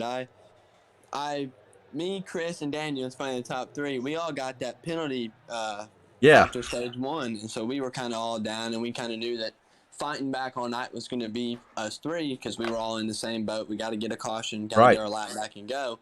So then Daniel, he ended up pushing me to Chris there right at the start of the final stage, and I pushed Chris out to the front. He got out to the front, and then I was up top, and we were controlling the race there all the way to the end. And then there with 4 laps to go, I moved down and got in front of Chris and then tried to get back up to block Dalton, got shuffled to the back, and then I came back to give Coffee a big push. And all night I've been able to just shove people to the front. A lot of guys weren't able to push as hard as I could. I could just shove you out to the lead as soon as I got behind you. And I got behind Coffee, and I hit him square. And when I hit him square, it just hooked him, and we had that incident there. But besides that, it was pretty exciting. Besides that last lap, when I was pushing Chris down the back straightaway, they kind of went high and put us in the middle. And I said over the radio to Chris, just stay in it, and I'm going to stay on you to the line. And I was just going to push him to the win. And then coming off 4, I saw, I think it was the 84, throw that block, and he threw that block, and I seen Chris have to get out. And so I jumped high and just never lift and was able to win. So I am beyond excited. Brought it home in P1, Christian, after a penalty early in the race. And I know me and you were exactly the same. We're both high strung. So when that penalty hit, you were like, well, there just went my race. You know, put you in a hole, but you brought it back in P1, punched your ticket to the playoffs, parked the 14 in victory lane. Got any sponsor shots you want to throw out there, Christian, before we wrap it up here tonight? Yeah, man, absolutely. I'd like to thank my grandparents, my dad, and my girlfriend as always. 5 Kings Motorsports, my team. Can't thank them. I'd like to thank MF Racing Designs, Bacone Setup Shop, The Butt Kicker, and Ray's Energy. And then you guys up in the booth, of course, and just you and Josh for putting these leagues on every week. I'm excited to have a new one on Saturday night, especially be able to punch our ticket already in the playoffs week 1. Kind of takes a lot of stress off of us where we can kind of just ride and be comfortable going into the playoffs. Yes, sir. We're going to USA International next week, Christian. But for now, you just won Daytona. Maybe we'll be talking to you next week. Good race tonight, and congratulations. Thank you. You know I love USA. Right. All right, Matt. We pretty much wrapped it up here tonight. Before we close shop and shut it down for the night, I do want to pull up the race results so you can see where your favorite driver finished here tonight. But, Matt, I got to ask you, first time up in the booth, first time calling the truck series with me, first time ever being in this series. Give me your final thoughts before we close it up for the night. Oh man, it was crazy for sure. Like it's definitely the first time I've ever even commentated, so it was definitely an experience. There's some good drivers out here. It was a good race, crazy finish. What more could he ask for? I mean, you're exactly right. And on that note, I want to say thank you to the fans at home for watching. Without y'all, we wouldn't be doing this. We started out as a race team that just said, hey, what if we started broadcasting? And then I got nominated to be the broadcastee. Here we are. We're going with it. We're still new to it, very new in this game. Thank y'all for all the likes on the video tonight. We appreciate it. Until then, we'll be back on Tuesday night for the Crooked Line Racing Tour Modified Series. But until then, it's been Matt Rogers and Tanner Marr up in the booth. We'll see ya.